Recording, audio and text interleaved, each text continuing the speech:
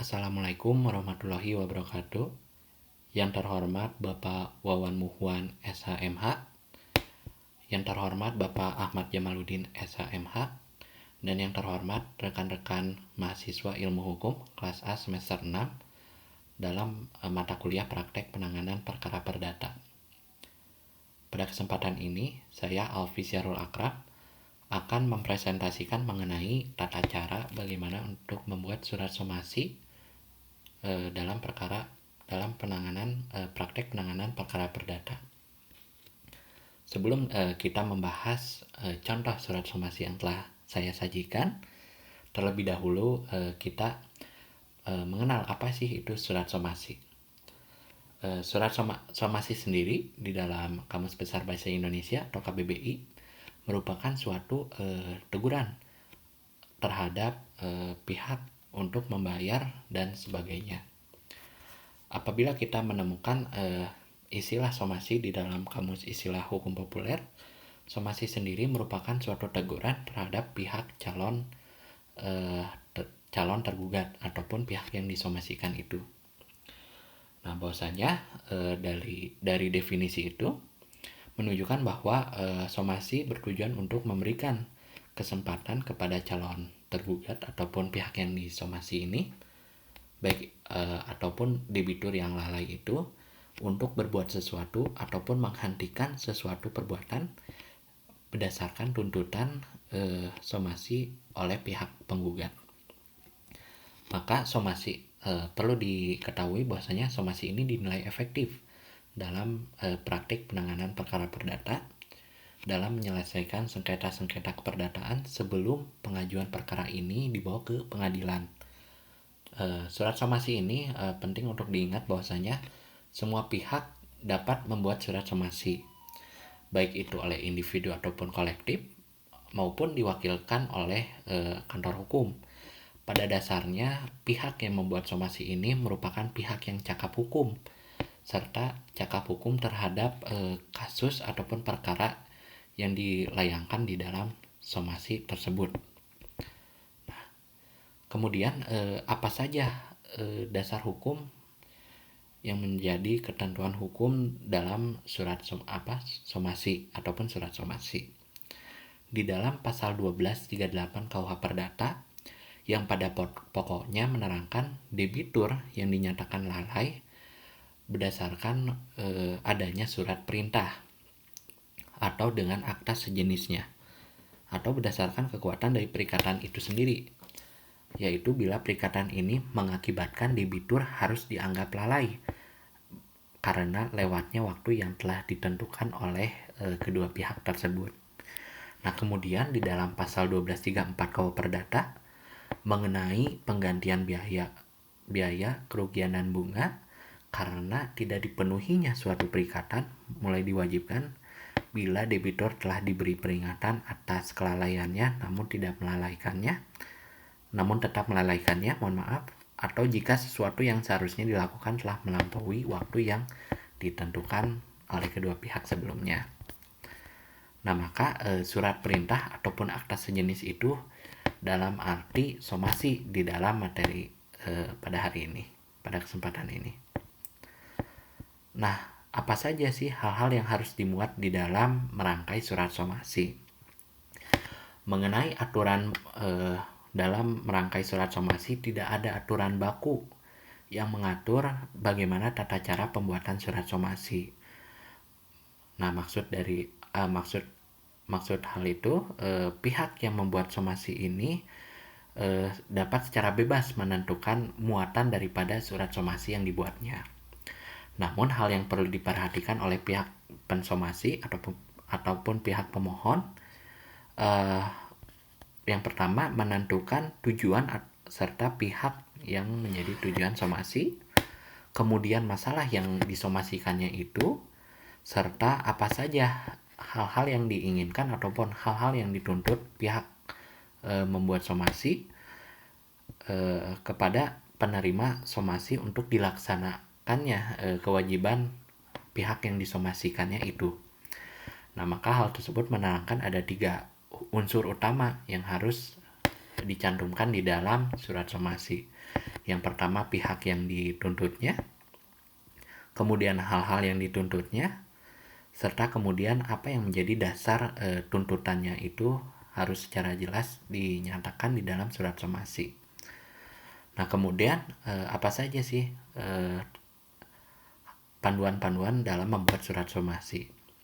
Nah, yang pertama, jika pihak pensomasi menggunakan menggunakan instansi sebagaimana yang telah saya contohkan di dalam layar kiri merupakan surat somasi yang dibuat oleh individu ataupun kolektif, dalam hal ini PT Akram Resources ya, sebagai perusahaan yang melayangkan somasi kepada pihak mitranya, serta di samping layar kanan merupakan kantor hukum yang ditunjuk oleh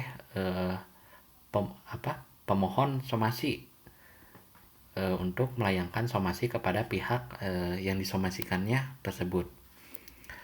Nah, kemudian apabila somasi itu dibuat oleh perusahaan, maka sepantasnya menggunakan kop surat lembaga dalam merumuskan surat somasi yang nantinya disajikan. Nah, apabila surat somasi itu disajikan oleh kantor hukum, maka menggunakan kop surat kantor hukum di mana somasi itu di mana kantor hukum itu ditunjuk oleh pihak yang mensomasi. Nah, kemudian di dalam membuat somasi perlu menerangkan identitas daripada pihak yang akan disomasikannya secara jelas, beserta alamat dan pihak dalam hal ini mewakili pihak yang disomasikan. Contohnya dalam yang saya telah sajikan, PT Akram Resources mensomasi PT Coal Energy Resources berdasarkan perjanjian ataupun kontrak dengan alamat di sini dan diwakili oleh direktur utama. Hal itu pun sama sebagaimana telah disajikan di dalam surat somasi yang dibuat oleh kantor hukum. Nah, kemudian merincikan permasalahannya secara jelas serta hal-hal yang dituntutnya. Maka dalam hal ini telah disajikan pula rincian permasalahan yang dituntut oleh pihak pensomasi agar tuntutannya ini dapat dibaca oleh pihak yang disomasi. Nah, kemudian dalam menyajikan somasi ini perlu memberikan jangka waktu yang cukup agar pihak yang disomasikan itu dapat menunaikan prestasi yang dituntutnya, yang dituntut oleh pihak pensomasi. Nah, berapa jangka waktu yang ditentukan? Namun dalam praktiknya biasanya ditentukan dalam kurun waktu 7x24 jam. Serta somasi ini terdiri dari 3 tahapan, somasi pertama, somasi kedua, dan somasi ketiga. Masing-masing somasi itu memiliki jangka waktu 7x24 jam atau bahkan sampai 14 hari. Nah, kemudian menentukan upaya hukum selanjutnya apabila pihak pensomasi ini tetap melalaikan kewajibannya walaupun sudah dikeluarkannya surat somasi. Nah, sebagaimana telah saya sajikan, apabila dalam sekian tempo pihak pensomasi tidak melaksanakan pihak yang disomasi tidak melaksanakan kewajibannya, maka pihak pensomasi akan melayangkan gugatan keperdataan, baik itu melalui BANI, baik itu melalui pengadilan negeri setempat. Hal itu dikembalikan kepada perjanjian ataupun kontrak yang telah dibuat oleh kedua pihak sebelumnya. Nah, kemudian jangan lupa pihak yang membuat somasi membubuhkan tanda tangan serta identitas yang jelas dari pihak pemohon ataupun pihak pembuat surat somasi tersebut. Apabila surat somasi ini dibuat oleh perusahaan, maka pihak yang mewakilinya ialah direktur ataupun pihak yang dirasa kapasitasnya cukup untuk mewakili perusahaan dalam hal somasi ini. Kemudian kalau dalam kaitannya kantor hukum, maka orang yang menandatangani surat somasi itu haruslah advokat ataupun pengacara yang ditunjuk oleh kantor hukum untuk memproses ataupun melaksanakan kuasa daripada somasi yang dilayangkan oleh kliennya itu. Maka ditandatangan oleh advokat yang dipilih. Nah, di dalam surat somasi ini perlu diperhatikan bahwa tidak ada pembubuhan materai di dalam surat somasi. Hal itu tidak akan menyurutkan kedudukan hukum ataupun kualitas hukum daripada surat somasi itu sendiri. Nah, apa saja hal-hal yang perlu diperhatikan dalam merangkai isi surat somasi? Nah, dalam kaitannya hal ini, yang pertama ialah menjelaskan latar belakang masalah. Nah, penyampaian surat somasi seperti yang kita tahu, hal ini dapat dipatahkan oleh pihak yang disomasi. Maka penting untuk menerangkan latar belakang masalah sehingga somasi yang dilayangkan tersebut tidak sia-sia, serta kemudian di dalam merumuskan latar belakang masalah menyertakan fakta-fakta pendukung yang ada. Nah, di sini kan sudah dijelaskan oleh pihak pensomasi bahwasanya berdasarkan nomor kontrak sekian, tanggal sekian, perihal apa, yang berisikan hal-hal yang memuat apa mengenai latar belakang masalah somasi, serta apa sih yang menjadi tuntutan pihak pensomasi atas keluarnya surat somasi ini, yaitu pihak yang disomasikan tidak membayar kewajibannya sebagaimana hal yang telah tertuang di dalam akta, di dalam perjanjian yang telah dibuat sebelumnya. Nah, kemudian somasi ini perlu dituliskan dalam bentuk perintah ataupun teguran. Sebab surat somasi ini merupakan surat teguran, maka surat somasi perlu menuliskan adanya unsur-unsur perintah ataupun teguran. Misalkan kewajiban untuk membayar kewajiban berdasarkan perjanjian yang telah dibuat. Contohnya di dalam hal ini, sehingga total tagihan PT Akram Resources kepada PT Coal Energy Resources ialah berjumlah sekian rupiah. Nah, itu menjadi suatu unsur perintah di dalam surat somasi, serta menerangkan apa sih yang menjadi dasar teguran itu. Nah, kemudian permintaan harus dituliskan secara jelas.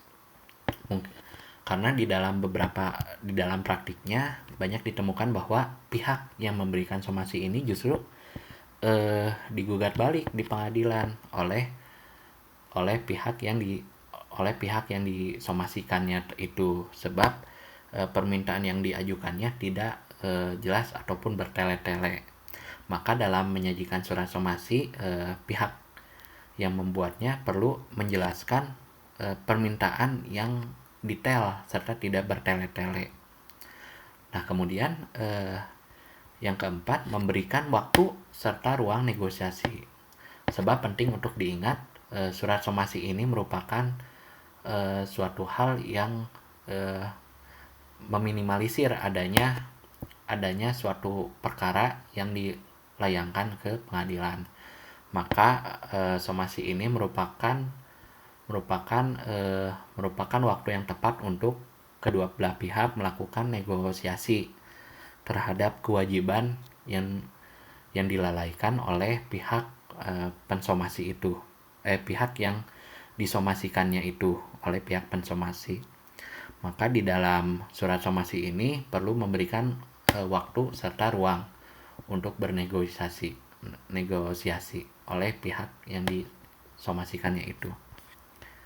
Nah, maka dari hal-hal yang telah disampaikan sebelumnya, pada intinya surat somasi ini merupakan suatu teguran oleh pihak pensomasi ataupun pihak pemohon kepada pihak yang termohonkan atau pihak yang disomasikannya itu, bahwasanya somasi ini merupakan suatu hal yang bersifat teguran, yang dalam arti bukan merupakan suatu surat dengan adanya sengketa atau melayangkan gugatan. Maka surat somasi ini merupakan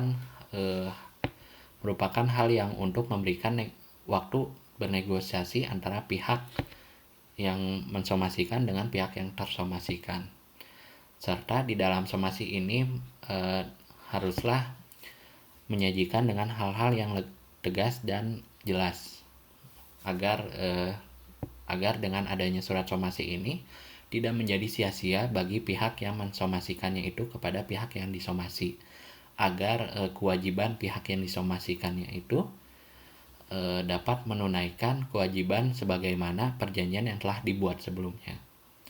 Cukup sekian pemaparan materi mengenai tata cara pembuatan surat somasi. Mohon maaf apabila masih terdapat kekurangan dalam penyampaian materi. Billahi taufik wal hidayah. Assalamualaikum warahmatullahi wabarakatuh.